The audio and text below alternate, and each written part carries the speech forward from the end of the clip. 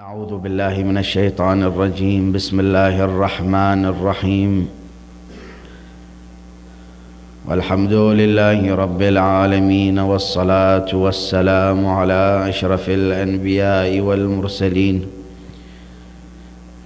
حبيب إله العالمين أبي القاسم المصطفى محمد، اللهم صل،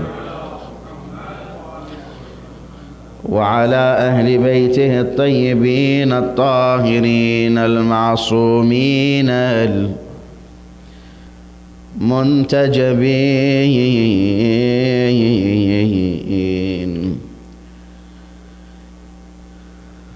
الذين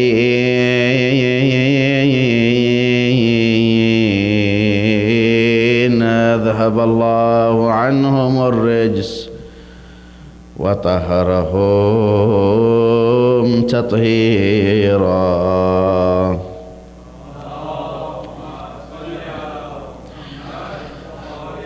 ثم اللعنة الدائمة الأبدية على أعدائهم ومنكري فضائلهم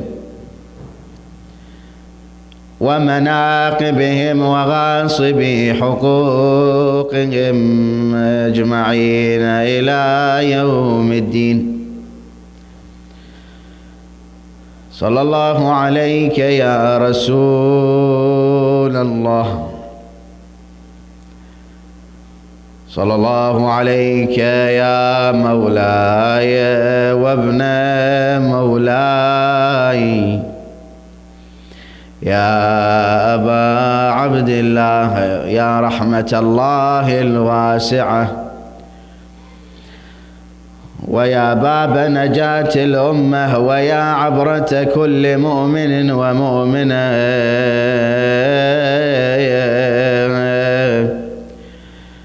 يا غريب،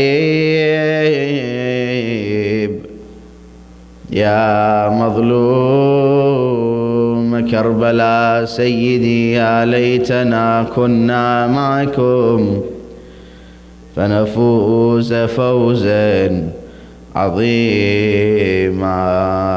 السلام عليك يا أبا عبد الله، وعلى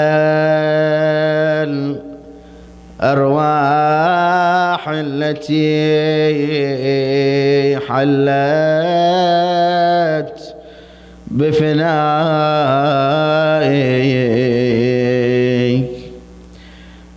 وأناخت برحلك.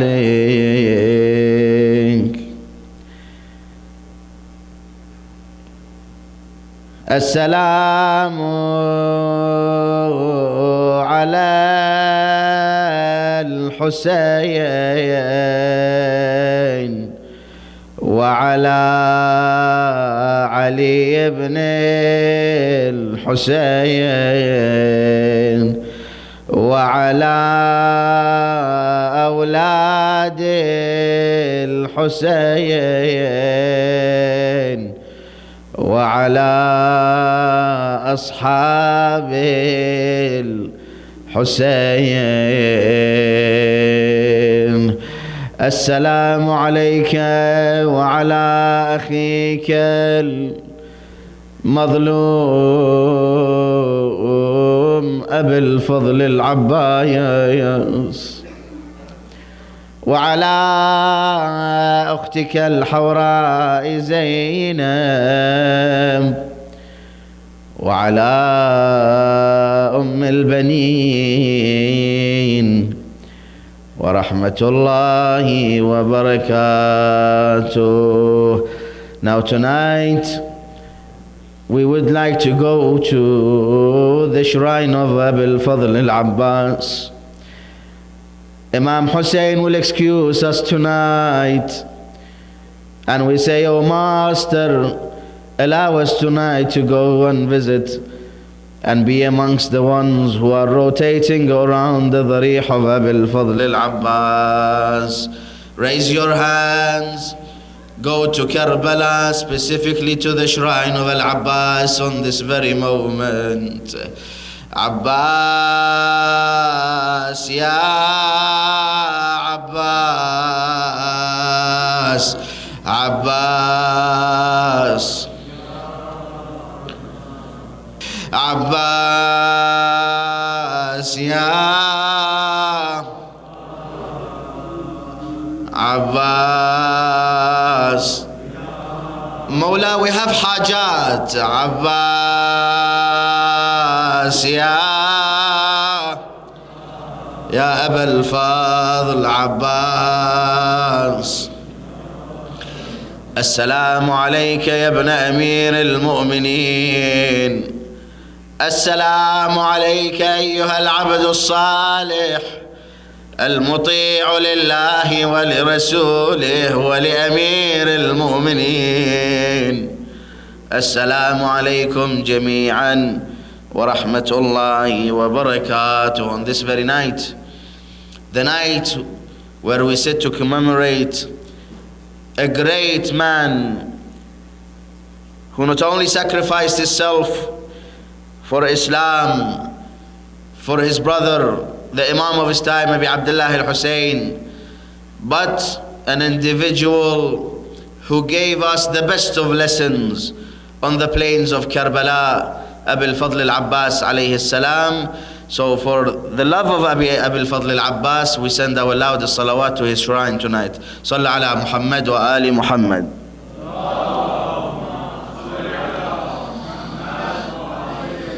We send the second of our loudest salawat to the noble mother of Abi al-Fadl al-Abbas, al-Baneen, on this special occasion with the loud salawat ala Muhammad wa ali Muhammad.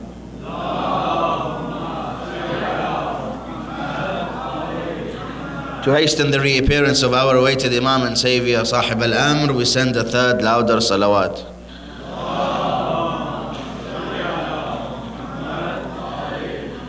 Every mankind, when he or she is to make important decisions on a daily basis, they will think of the positives and the negatives of those actions. They will think if the action that I want to get up to is in my interest or not.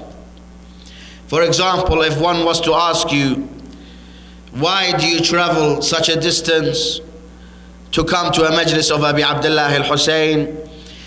The first thing that comes into your mind is that I will receive blessings. So here you have an interest. You come to the majlis of Imam Hussein, you sit down and remember important individuals who passed away on the plains of Karbala. So you are able to learn. So you have an interest. Hence, we mankind in our daily lives, when we come to make decisions, when we want to think of prosecuting an action, we think of the consequences. If it was good, if it was in my interest, I will go and do that. If it wasn't in my interest, I will not. And as I said, this is something that we think of every day. But every person will make a decision according to his fitrah, according to his instinct. Sometimes my instinct, which I have derived from my experience in life, from my elders' experience, from my education, tells me, for example, if I wanted to go on a summer holiday, I will choose a summer location for myself. I will think, okay, I want to make a decision whether to go to this location or not. Is it in my interest? What are my interests? My interest may be, is it financially okay for me to go to this destination? Is the fare, the ticket for the flight, for example, or the ferry, or the car, or whatever means you are using to travel to that location, is it cheap or not? If it's not cheap, it may be expensive. Am I able to afford to go to that location? Is it in my interest, in my financial interest or not? Here, from the time that we want to commit an action until we actually prosecute it, there are 4 levels. First level is al-maslaha, the interest. Is it in my interest or not? Okay, I decided it's in my interest. The second is, am I longing? How much is my desire? Sometimes I want to do something, but my desire is not perfect. I don't desire to do that thing. Why? Because maybe I have heard that this location is not so good. It is good, but it's not perfect. So that's the second. My longing, my desire to actually prosecute my action. Al-irada, my will. I have desire. It is in my interest. I have the desire to go, but do I have the will to actually prosecute this? Al-irada. Sometimes when you want to make important changes in your life, you know it is in your interest. And you know you have the longing, you have the desire. For example, I want to make an important decision in my life, whether to join a university or not, to continue my education or to go and work. I have the interest to study and I have the desire to do so, but do I have the willpower? My life around me, does it allow me to get up to such a thing? And the fourth is the tatbiq, the application of such action. Allah subhanahu wa ta'ala, that was an introduction, and inshallah we will take these points to implicate what is going to be mentioned in these verses. Allah subhanahu wa ta'ala states in the verses that I'm going to recite, Bismillah ar-Rahman ar-Rahim, if I'm not mistaken, in Surah Al-Nazi'at. فَأَمَّا مَنْ طَغَى, verse number 37. فَأَمَّا مَنْ طَغَى وَآثَرَ الْحَيَاةَ الدُّنْيَا فَإِنَّ الجَّحِيمَ هِيَ الْمَأْوَى. Verse number 40. وَأَمَّا مَنْ خَافَ مَقَامَ رَبِّهِ وَنَهَى النَّفْسَ عَنِ الْهَوَى فَإِنَّ الْجَنَّةَ هِيَ الْمَأْوَى. First, Allah subhanahu wa ta'ala says, for him who has rebelled, has transgressed, فَأَمَّا مَنْ طَغَى, who is an individual who will transgress, go against Allah's advice? Someone who puts his worldly, materialistic desires before the desires of Allah subhanahu wa ta'ala. Allah wants, it's Allah's will that I, for example, pray Salat al-Subh, but my lust and my own desires instruct me that I should stay awake until very late hours of night, which eventually will make me miss waking up for Salat al-Subh. Here, in my own instinct, when I come to make that decision whether to sleep early and to be able to wake up for Salat al-Subh, what information, what knowledge, what desires am I using to make that decision? There are times when I use my own knowledge and ear. Imam Zain al-Abidin, salawatullahi wa salamuhu alayhi,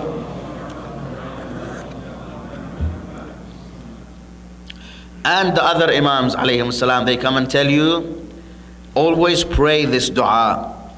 Allahumma la takilni ila nafsi tarfata aynin abada. Where you say to Allah subhanahu wa ta'ala, oh Allah, do not leave me to be responsible for my own life for a split second. Because that split second that Allah subhanahu wa ta'ala may take off his hands in supporting and helping you in your life, you will make mistakes. If Allah subhanahu wa ta'ala is not going to guide you, who will guide you? The devil, the shaitan.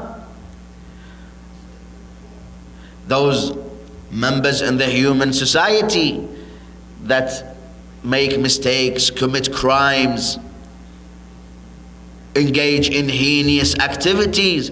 It is clear that they were individuals who were brought up in a home that they got mixed up in their decision making, in their priorities. So it is very important, brothers and sisters, when we come to make a decision, we spend some time in making the decision. Allah subhanahu wa ta'ala through Ahlul Bayt, they come and advise us when you want to make a decision but you are not sure. First, do istishara. You go and ask knowledgeable individuals, the elders in the program, in the majlis. You go and do istishara. You seek the advice of the elders in the community, in the society. When you want to go and buy a car, you don't go to the doctor. You go to the car dealership. You go to the person in charge of selling vehicles in that car dealership. You ask for the specifications. You ask for their advice. When you want to, for example, buy a house, you don't go to the hospital and ask the specialist there. You go to the letting agents, those who are experienced in residential sales. You ask them. You ask an engineer. You may want to employ someone who will come and have a look, an overview of the house. Give me your advice. Because sometimes when we want to make our own decisions and we are not experienced in making those decisions, we will make the wrong decisions. فَأَمَّا مَنْ طَغَى, and the one who rebels against his own desire, against Allah subhanahu wa ta'ala's want, and transgresses, what will be the result? The result will be that he will prefer the hayat al-dunya over the hayat al-akhirah, because there is no other option. Once you transgress, you will go and walk behind dunya. فَإِنَّ الجَّحِيمَ هِيَ الْمَأْوَى. What's the next verse? Allah subhanahu wa ta'ala says, وَأَمَّا مَنْ خَافَ مَقَامَ رَبِّهِ. And for him who fears the day that he will stand before his Lord. وَأَمَّا مَنْ خَافَ مَقَامَ رَبِّهِ. There will be a day, brothers and sisters, that we will stand before Allah subhanahu wa ta'ala. In the Holy Quran, Allah subhanahu wa ta'ala explains the different stages of Qiyamah. يوما كان في يوم كان مقداره 50,000 سنة. The length of Yawm al-Qiyamah is 50,000 years. Now this 50,000 years is not in the years of dunya, it's in the years of akhirah.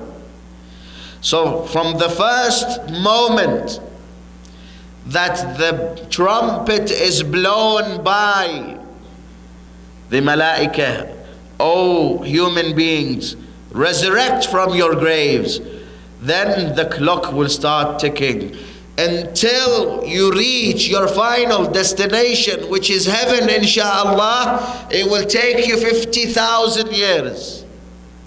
Why? Because there are different stages that you have to pass. Each stage is 1,000 years. One of the stages, Sallu ala Muhammad wa ali Muhammad. One of the stages is at the stage where they call it is named in the Holy Quran as Tatayir al-Kutub. What is Tatayir al-Kutub? I will tell you. When we leave this world, after our relatives and our friends have prepared us for burial, that's it, the last stage. The door of this world is going to close and the door of the other life, the hereafter, is going to open. They place us in the grave, all alone, close the doors of the grave, and they leave us. As soon as they put that last piece of, let's say, rock to close the doors of the grave, many think that the first malaika or the first action to happen in the grave is the appearance of the two angels, Munkar and Nakir. This is not the case. There is one angel who will come before Munkar wa Nakir, and his name is Al-Malik Roman. In Sahif al-Sajjadiyya, dua number 3, in verse number 18, Imam Sajjad alayhi salam sends salams to the malaika, to the angels of Allah subhanahu wa ta'ala. One of the malaika that Imam sends his salam to is, the Imam says, As-salamu ala Roman Fattan al-Qubur. What is the responsibility of this angel Roman? Is the first angel that we come to have eye contacts with.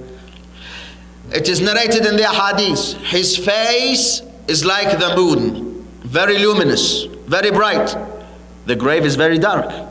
He comes in, he brightens up the grave. Regardless, if you were from those who athar al-hayat al-dunya, who preferred life in this world, or you were of the second type, وَأَمَّا مَنْ خَافَ مَقَامَ رَبِّهِ وَنَهَى النَّفْسَ عَنِ الْهَوَىٰ, the ones who feared to stand before Allah subhanahu wa ta'ala and had restrained their ruh, their soul, from the lower desires. He will come, he will sit you up. Mu'minin, mu'minat, when they are buried on their sides, on the right side. They put some soil, preferably some soil from Karbala, under the right cheek. This angel will come and sit you up. He will come and tell you, the first thing he will tell you is, O servant of Allah, Ya Abdullah, iktub, start writing. What shall I write? Start writing your actions from the time that you became baligh until a couple of seconds before you died. Okay. How can I write? I don't have a pen. The angel will tell you, use your finger. I don't have ink. Use the saliva in your mouth. I don't have paper. What shall I write on? He will tell you, rip a part of your kafan, your shroud. Okay. They will start, this angel will start playing you a video of your life. From the first action that you were held accountable for, as soon as you turned, you started 10 years of your life for the sisters, and you finished 15 years of your life for the brothers. You finished bulugh. Start writing. First, you start writing the good deeds and actions. I learned Quran. I learned how to pray. I learned how to recite dua. I woke up for Salat al-Subh. I prayed on time. I respected my parents. I attended majalis of Imam Hussein. I participated in Azadari. I wore black for Imam Hussein. I donated for the majalis of Imam Hussein. I donated for poor people. I am living in Canada. I was living in Canada and the weather was cold and there were poor people living out there. Not Muslims, not Shia, anyone who was in need. Nowadays, some people say, okay, Sayyidina, I give sadaqah to Muslims. I give sadaqah to Shias. But it is good to give sadaqah to non-Muslims as well. You don't know how? There are societies, there are organizations around you who take your donation and they know where to go and distribute.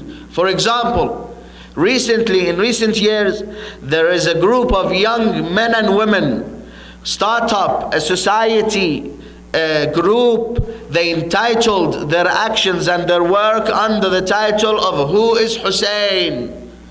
In the name of Imam Hussein alayhi salam, they go and do good deeds, good actions to non-Muslims. They are providing charity, they are providing sadaqah, they are feeding the poor people, but they are also propagating for the message of Imam Hussein alayhi salam. The brothers in the committee and the volunteers, they have asked me to remind brothers and sisters, there is also Who is Hussein in Winnipeg. The representatives in the Majlis, Brother Zain and his helpers, they are doing Who is Hussein. They have requested me to remind brothers and sisters, anyone who has a coat or a jacket, especially the time of winter is arriving, if you have a spare jacket, if you have a spare coat, something that will keep someone poor warm at home, lying there, in the closet, in the storage, in the bags, bring it and give it to these brothers, because they are going to go and give it to poor people, people who will be shivering in the winter. They will pray for you and you will get the thawab. This is where you will write on the shroud, I gave a piece of clothing to someone needy. Ahlul Bayt alayhim salam, they always had the doors open. And they didn't have on the door something saying only our lovers, only our followers can come and eat or come and take money. No, anyone was able to knock on the doors of Ahlul Bayt and they would have been received with warm arms. And we are the followers of Ahlul Bayt alayhim salam. Now, the poor people, they will not come and knock on your door. But you go after them. وَأَمَّا مَنْ خَافَ مَقَامَ رَبِّهِ وَنَهَى النَّفْسَ عَنِ الْهَوَىٰ. What will be the result when you restrain your soul? Your soul says to you, go to the disco. Your desires say to you, go to the nightclub. Your desires and your lust says to you, go with your friends to the pub. Your desires and lust say to you, go and try this drug. Try this. It will be good for you. Shaitan, bad friends, and nafs al-ammara, they will all join up to stand against you. And ignorance, lack of knowledge, lack of information will push you towards taking that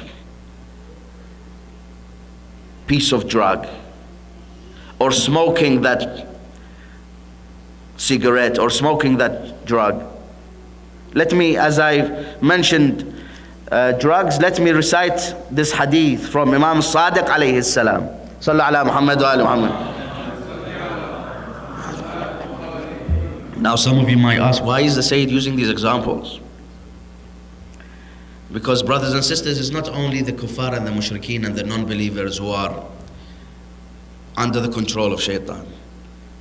Unfortunately, we have some individuals in some communities who are under the influence of drugs and are under the influence of alcohol. Imam Sadiq alayhi salam says, now here in fiqh, they use the word of khamr to generalize on everything that takes away aql. إن الخمر أم الخبائث ورأس كل الخبائث is the mother of every wrongdoing. ورأس كل شر and is the start of every shar, every bad doing. يأتي على شاربها ساعة يسلب فيه لبه. There will be a time where the person who is using that drug or drinking that alcohol will have an effect on his brain that he will not be able to think properly. It will take away your mind, your aql. فَلَا يَعْرِفُ رَبَّهُ. He won't even know Allah subhanahu wa ta'ala. وَلَا يَتْرُكُ مَعْصِيَةً إِلَّا ارْتَكَبَهَا. He will not leave a ma'siyah until he has done that ma'siyah. He will not leave a wrongdoing until he does that wrongdoing. Think of all the wrongdoings. Think of all the bad things this person who takes drugs will do. وَلَا يَتْرُكُ حُرْمَةً إِلَّا انْتَهَكَهَا. There will be at times where there will be haram around him. He will do it. He will not refrain from engaging into that haram. وَلَا رَحِمًا مَاسَّةً إِلَّا قَطَعَهَا. He will cut all connections he have with his relations and with his relatives. Rahim. Qat'ur rahim. Cutting the relationships between parents. It will deteriorate, because to deterioration of your relationship between you and your next of kin, between you and your father, your mother, your siblings, your brothers and sisters. وَلَا فَاحِشَةً إِلَّا أَتَاهَا. Rasulullah sallallahu alayhi wa alihi wa sallam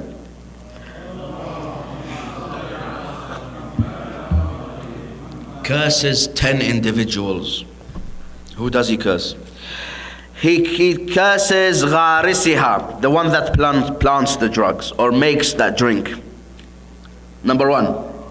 وحارسها, the one that protects the growth or the making of that item.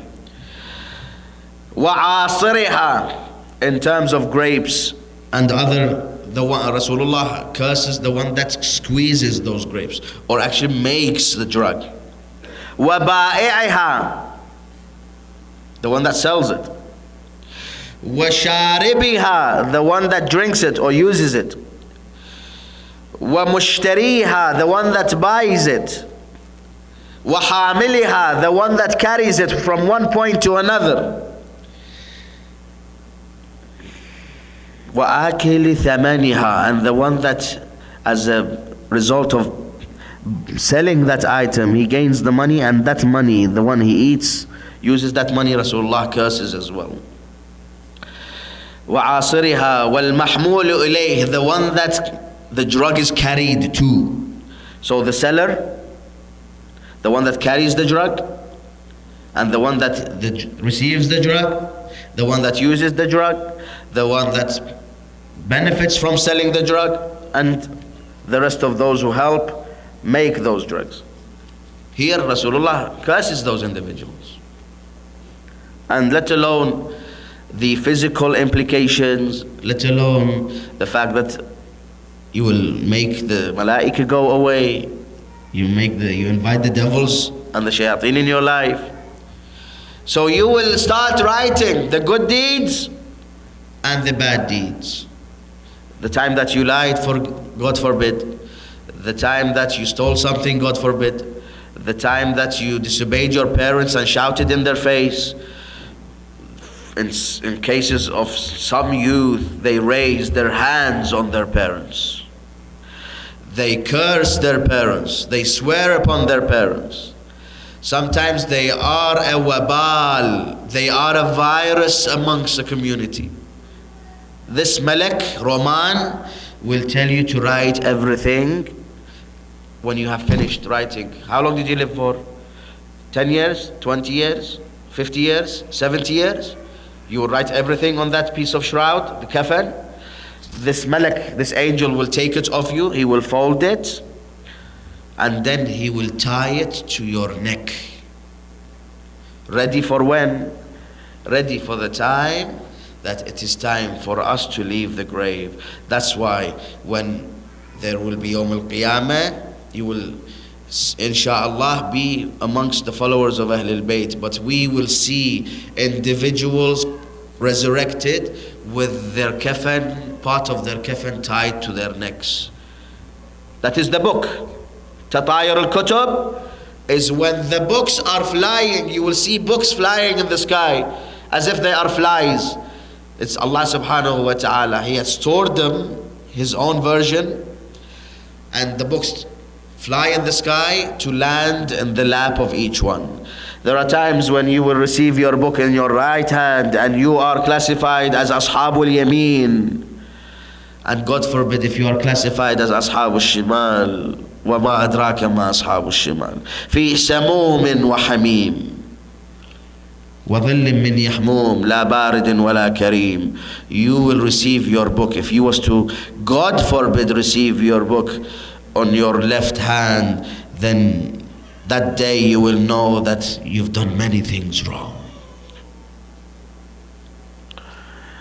وَأَمَّا مَنْ خَافَ مَقَامَ رَبِّهِ وَنَهَى النَّفْسَ عَنِ الْهَوَىٰ. You make the decision. You will find out if that decision that I want to make is in my interest or not.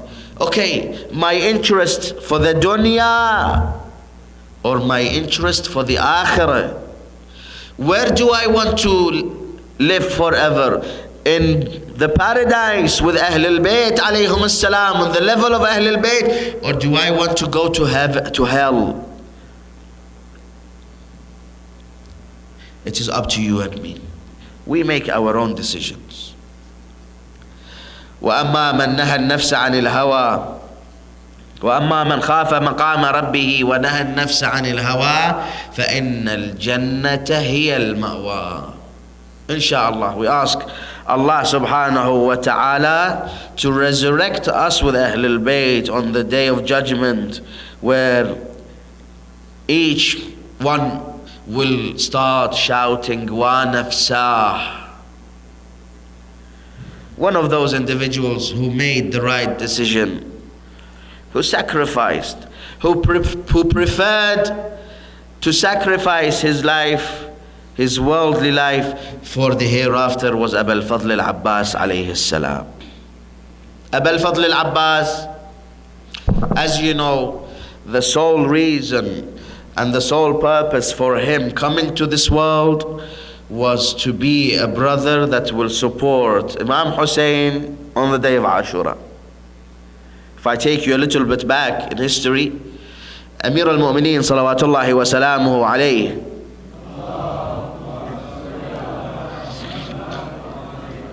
came to his brother Aqil. He said, Ya Aqil, اخطب لي امرأة أنجبتها الفحولة من العرب. He came to his brother Aqil. He said, Oh Aqil, this is after the shahada, the martyrdom of Fatima al-Zahra alayhi salam. He said to Aqil, Oh Aqil, oh brother, I want you to help me find a noble lady from a noble family, from a noble clan, that are known for their bravery. Aqil says to Imam Ali alayhi salam, أين أنت من بني حزام من فاطمة بنت كلاب الحزامية. He says, okay, if you know them, go ask her hand in marriage. He says, why, oh brother? Aqil asks, why do you want to get married to an individual who is from a noble family, who is known for their bravery?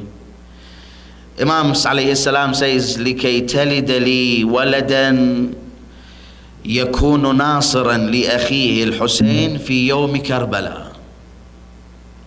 I want him to be a supporter, a right hand to his brother on the day of Ashura.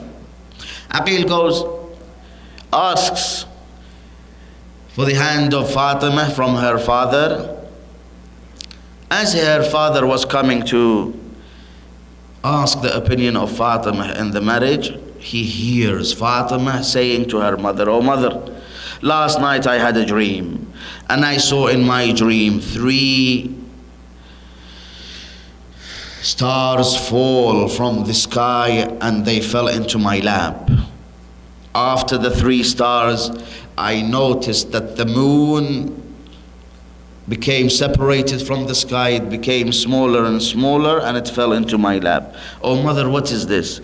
al-Banin says to her daughter Fatima, if your dream is right, you will get married to a noble man, and you will have 4 sons from this man. Here Huzam enters. He says to Fatima, Oh Fatima, جاءك عقيل خاطبا لأخيه علي. Do you accept?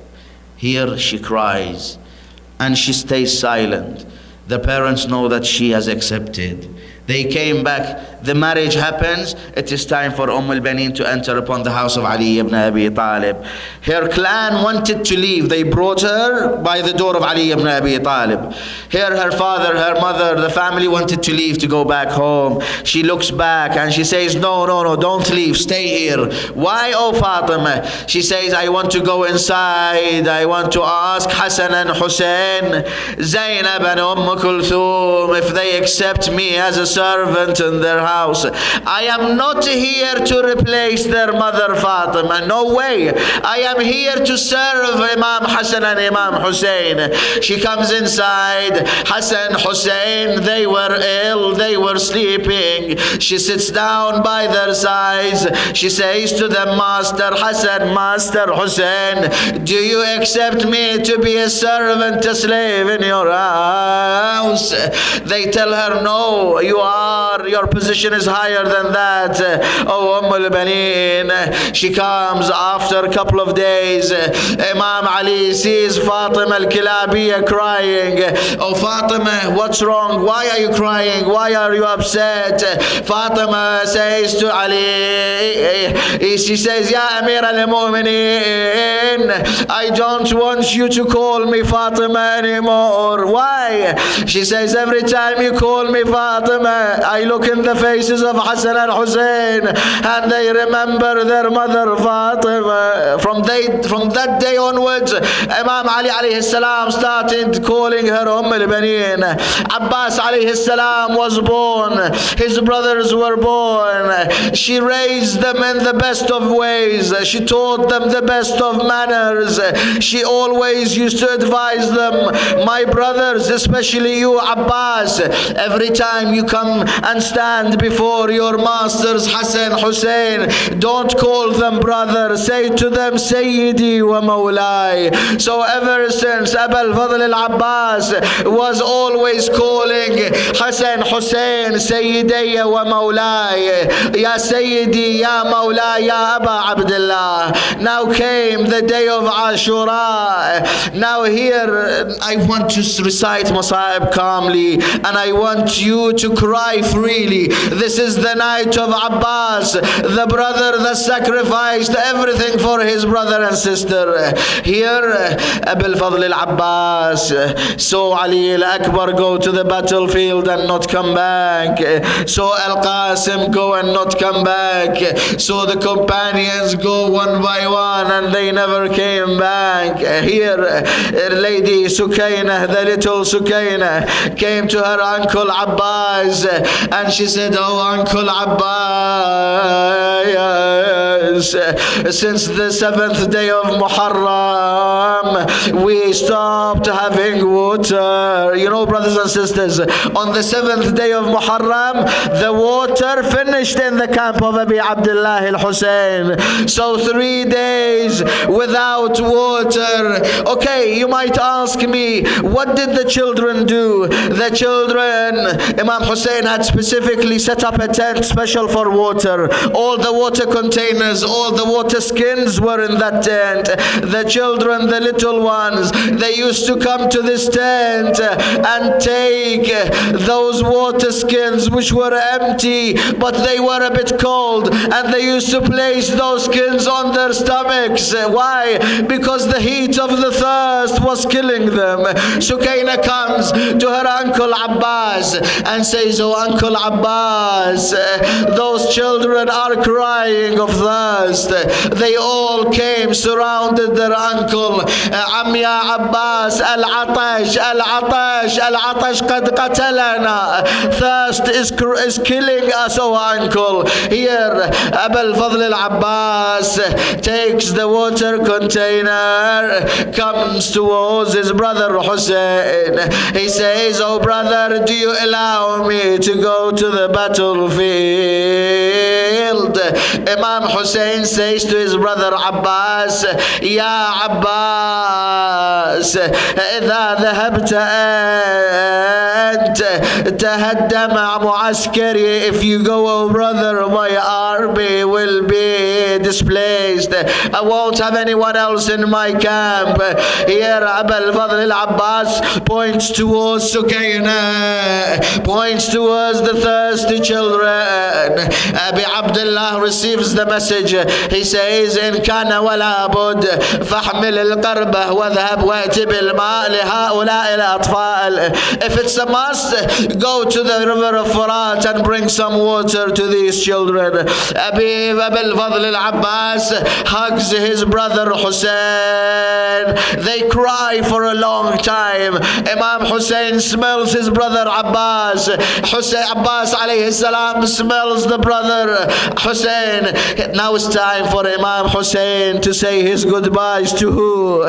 There is one more person that he needs to say his goodbyes to, and that is his sister Zainab. He comes to the tent of his sister Zainab. He enters upon his sister. He says to her, Ukhayya Zainab,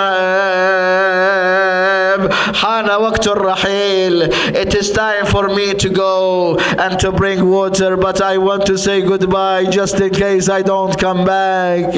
Here Lady Zainab faces Abbas and she says to him, Abbas, if you go, who will look after me? أنت الذي أخرجتني من منزلي. You were the one that supported me from Medina to Karbala. If you go, who is going to look after me? Abbas says, my brother Hussein is here. Don't worry, be patient, I shall come back. He says his goodbyes. He starts riding towards the river of Furat. As soon as the enemies see the son of Ali advancing towards them, it is narrated that 4,000 armed men and rider, they came. They wanted to prevent Abu al-Fadl al-Abbas from reaching the river of Furat. He was able to hit them and fight with them, and he wiped them away from his route. He arrived to the river of Furat. He came down. He entered the river. He started looking at the cold water and started speaking to the river. Oh river, you are the Mahr of Fatima, the mother of Hussein, and my brother Hussein is thirsty in the camps. Sukaina is thirsty. The enemies of Allah drink you freely, but Hussein does not have a drop of water in the tent. It is narrated, he picked up a handful of water. He brought it next to his face. He looked in it carefully, but then it is some lecturers, some reciters, they say that Abbas remembered that his brother was thirsty. No, Abbas doesn't forget that his brother is thirsty. He throws back the water into the river of Furat. He fills up the water. He is ready to head back to the tent. Enemies of Allah, they were so lame that they couldn't confront Abu al-Fadl al-Abbas face to face. They hid behind the palm trees. It is narrated that Hukaym ibn Tufail was hiding behind one of the palm trees. As soon as Abu al-Fadl was to come and go across him, he raises his sword and he strikes Abu al-Fadl al-Abbas on the right arm. Abu al-Fadl al-Abbas's right arm falls to the ground. He continues advancing towards the tent. He says, Wallahi in qata'tum yamini inni uhami abadan an dini wa an imam sadiq al-yaqini sibt al-nabi al-mustafa al-amini. By Allah, even if you cut off my right hand, I shall continue fulfilling my obligation. I shall continue sacrificing my life for my master Hussein. He continues, he advances. The historians narrate that Zayd ibn al-Warqa was also hiding behind one of the palm trees. He raised his sword. Ajarakumullah mu'minin mu'minat. He strikes Abu al-Fadl al-Abbas on the left hand. Abu al-Fadl's left hand is cut off. off. He continues to ride. He takes the water container in his mouth by his teeth. يا نفس لا تخشي من الكفار وأبشري برحمة الجبار مع النبي المصطفى المختار قد قطعوا ببغيهم يساري فأصلهم يا بحر النار. أبا الفضل العباس, they cut off his right hand, they cut off his left hand, they still see him charging towards the tent. Umar ibn Sa'ad shouts, oh men, if a single drop of this water reaches Hussein, you will never stay alive. So what do? They start throwing arrows towards Abu al-Fadl al-Abbas. One of the arrows hits the water skin and the water starts pouring onto the ground. One of the arrows hits the right eye of Abu al-Fadl al-Abbas.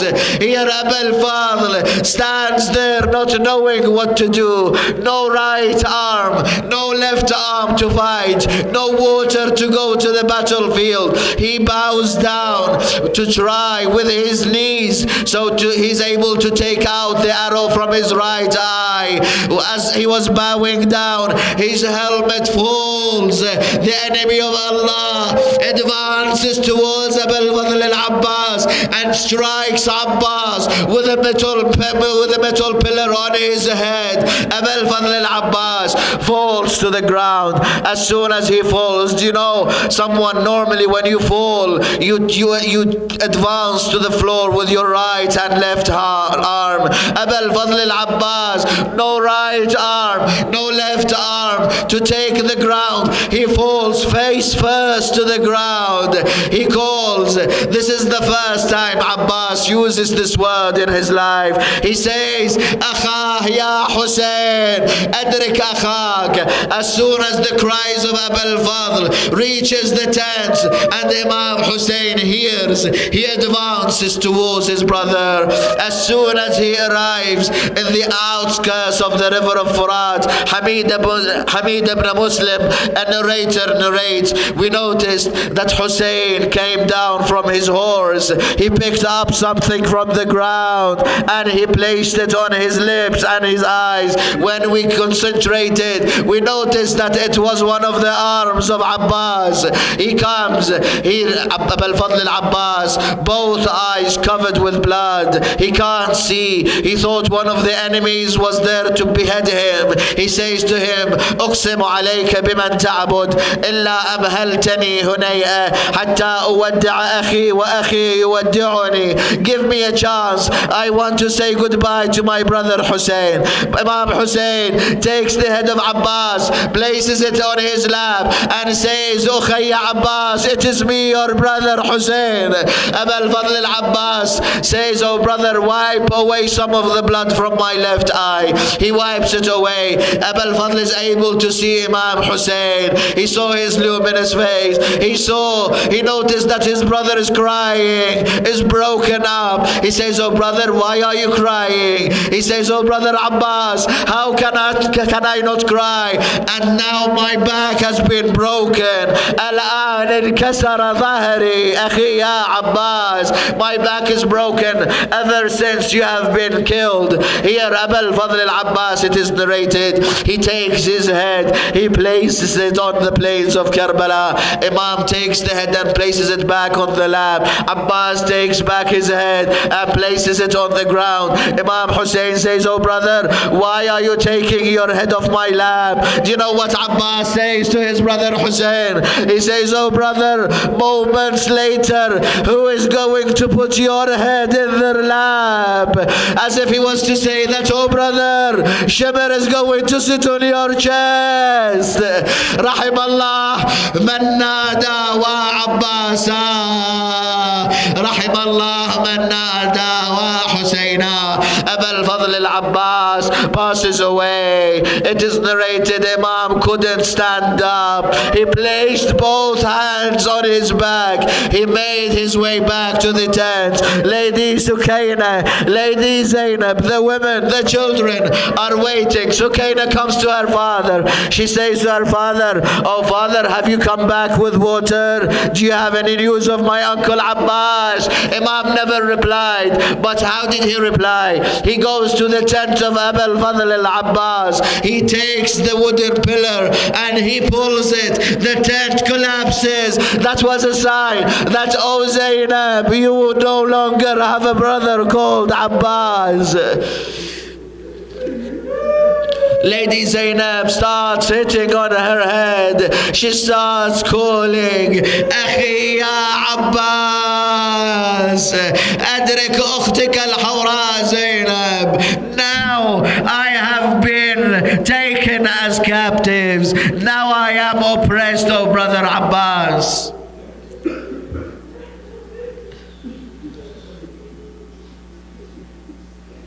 Ajarakum Allah. Ajarakum Allah, oh Shia, oh Muhabbeen. I ask Allah subhanahu wa ta'ala to grant us to do Azadari and to recite the Masa'ib of Abu al-Fadl in his shrine, insha'Allah, next year. اللهم ارزقنا في الدنيا زيارة العباس وزيارة الحسين في الدنيا وفي الآخرة شفاعتهم. بسم الله الرحمن الرحيم. Brothers and sisters, raise your hands in dua. بسم الله الرحمن الرحيم. أمن يجيب المضطر إذا دعاه ويكشف السوء. أمن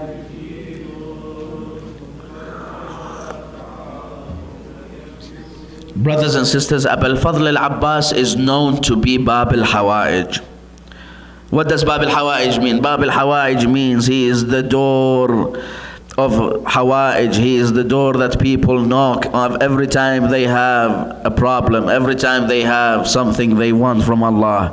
Every time you have an ill one, knock the door of Abu al-Fadl. Now I want you to raise your hands and raise your voices. This is the night of Abbas. This is the night of Abu al-Fadl. Amman yujibul mudtarra idha da'ah wa yakshifu as-su'. Amman